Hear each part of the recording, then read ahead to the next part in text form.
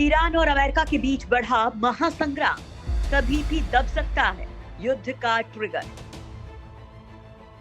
America और Iran के बीच tension हर दिन बढ़ती ही जा रही है। अमेरिका के सीरिया में किए हवाई हमले के बाद ईरान ने बाइडेन को साफ संदेश दिया है कि वो सीरिया का समर्थन करता रहेगा। मतलब साफ है, युद्ध का ट्रिगर किसी भी वक्त दब सकता है। बाइडेन ने व्हाइट हाउस में आने के 36वें दिन अपना इरादा साफ कर दिया। इराक में 15 फरवरी को अमेरिकी सैन्य ठिकानों पर रॉकेट से हमले हुए, तो बाइडेन ने 10 दिन बाद सीरिया में ईरान सपोर्टर मिलिशिया को सबक सिखा दिया। लेकिन अमेरिका के सेक्शन से ईरान ऐसा तिलमिला रहा है कि उससे यह हमला न झेला जा रहा है और न ही वो सीधे अमेरिका के खिलाफ कोई एक्शन ले पा रहा है।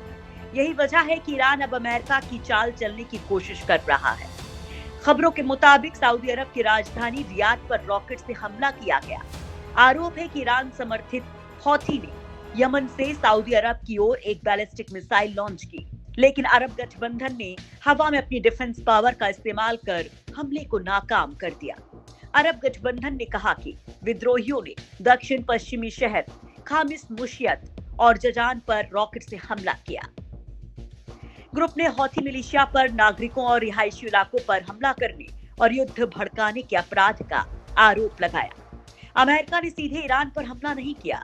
सीरिया में ईरानी सपोर्टर्स मिलिशिया को जख्म देकर बाइडेन ने ईरान को एक तीर से 2 शिकार किया।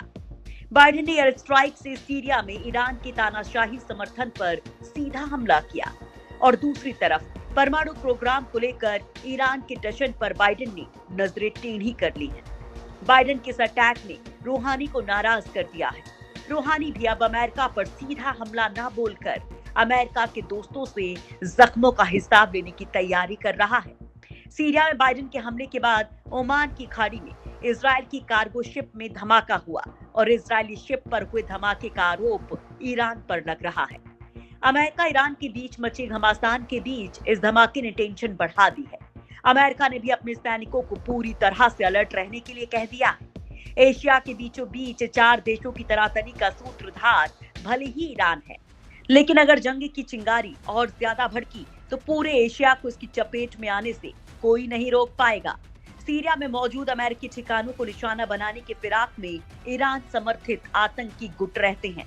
ईरान खुद को हमेशा इन हमलों के आरोपों से दूर रखने की कोशिश करता है, लेकिन अमेरिका का मानना है कि ईरान के सपोर्ट के बगैर आतंकी गुट अपनी ताकत की नुमाइश नहीं कर सकते और इन हमलों के पीछे सिर्फ और सिर्फ ईरान ही जिम्मेदार है। दरअसल खाड़ी देशों के बीच ईरान खुद को शहंशाह मानता है, सीरिया पर अपना दबदबा बढ़ाना चाहता है। इराक, अमेरिका, ईरान, सीरिया के बीच जंग का अखाड़ा है। सऊदी अरब ईरान के हथियारों की होड़ से डरता है। कुछ यही हाल यमन का भी है। यमन में ईरान समर्थित हूती विद्रोहियों का गढ़ है, जो अक्सर सऊदी अरब में हमलों को अंजाम देते रहते हैं।